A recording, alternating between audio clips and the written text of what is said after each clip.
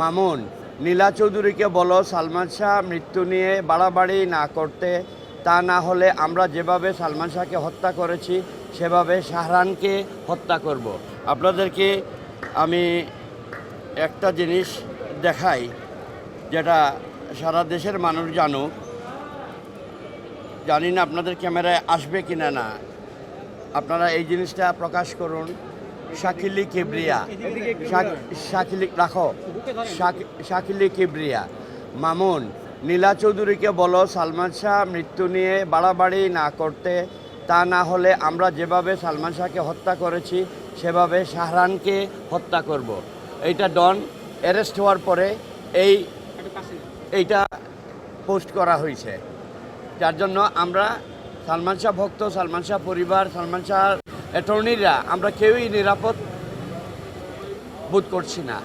আপনাদেরকে জানাইয়া দিলাম, আপনারা জানাইয়া দেন যেন ডন সহ আরও যারা আছে, সামিরা আছে, ডলি আছে, মনোহরা আছে, আবুল আছে, অতি শীঘ্র যেন তাদেরকে গ্রেফতার করে আইনের আওতায় আনা হয়।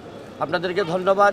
সবাই ভালো থাকবেন, সুন্দর থাকবেন। এই যে একটা হত্যা হুমকি দিল, জানি না, এটা তো আমাদের কাজ না। এটা আপনারা জার্নালিস্ট, আপনারা পাপারাজি, আপনারা খুঁজে বের করুন। আপনারা পুলিশকে বলুন যে এই লোকটাকে বের করতে। আপনারা কি কোনো সাধারণ ডায়েরি করছেন কিনা এই বিষয়টা, যে হত্যা হুমকি আসছে? আমরা আজকে যাচ্ছি রমনা থানায়, এটা নিয়ে এটা সাধারণ ডায়েরি করার জন্য যাচ্ছি।